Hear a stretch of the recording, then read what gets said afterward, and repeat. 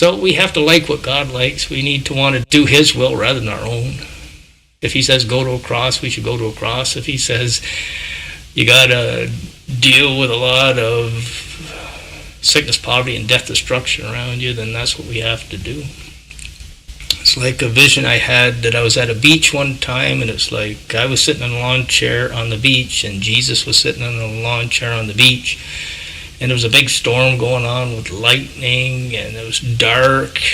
And I seen these women weeping, and I looked over, and there was babies drowning in the water. And then I looked over at these people by these fire barrels, like hobos or something, starving. And it kind of shocked me. And I looked at Jesus, and He just said, now it's time to preach and do miracles. So it's like when they get into prodigal son's pig pen, or they come under the judgment of God, some people start to wake up to the truth message, where in times of prosperity, they may be spiritually deaf and spiritually blind to it. Like Jesus said about people from the cross, He said, they don't know what they're doing crucifying me. They're so messed up from sin and confusion and Satan that they want to act wicked and not understand the consequences of it. So when we think of God using wicked governments to punish us, we can think of Babylon, we can think of Egypt. When Israel was wicked, they were handed over to their enemies for slavery or death. But God can help you through it, like He helped Daniel through Babylon slavery, or helped Joseph through Egyptian slavery. So it's like a worldwide Babylon or something, so like a satanic world empire government trying to control the world for Satan. And God allows them to do that.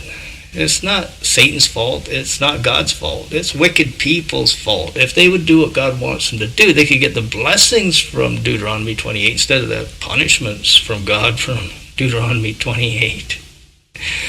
So it's like God has to punish all these wicked people. Like Jesus said, a few enter the kingdom of heaven. Most people go down the road of destruction to hell. Most people are wicked. A few people are righteous.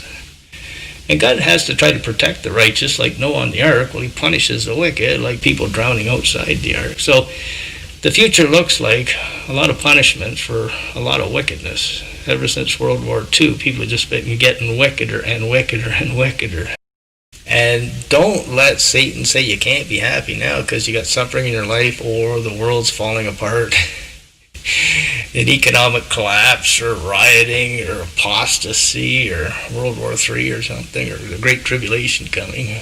If it's happening, God wants it to happen. He's in full control. World War I, God was in full control. World War II, God was in full control. World War III, He'll be in full control still. It's like when it says in the scriptures, when Satan comes in like a flood, God raises up a standard of power against him. It's like Moses at the Red Sea. You don't need to see the miracle until you need the miracle.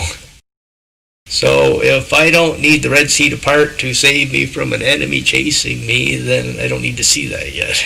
If I do need to have the Red Sea parted for me to escape from an Egyptian enemy, then it'll happen. It's like a vision I had. It's just like asking God, what does the future look like, Jesus, and getting an answer back. So I had this vision. I was sitting beside Jesus on a park bench. I asked Him the question, what does the future look like, Jesus? And He said to me, economic collapse, famine, rioting, apostasy, and World War III.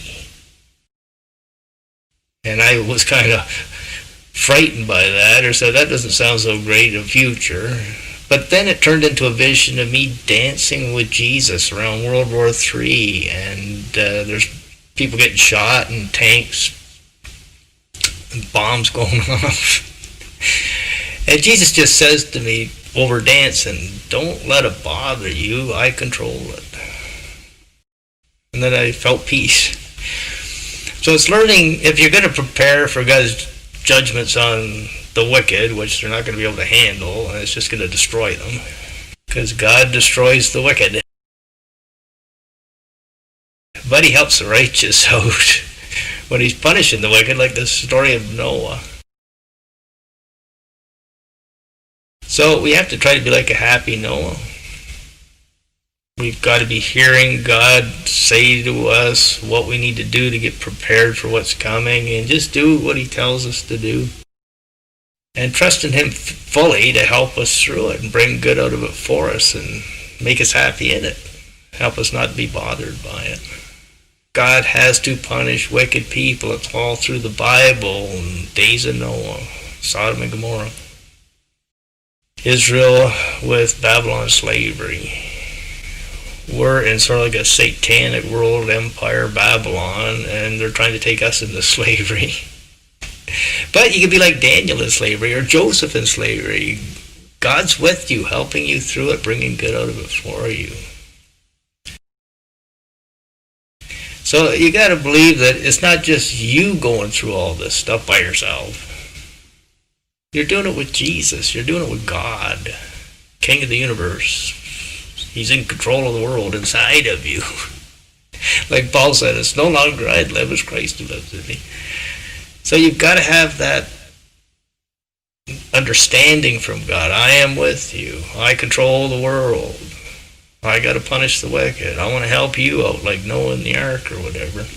So he's trying to teach us, get his bride prepared for what's coming.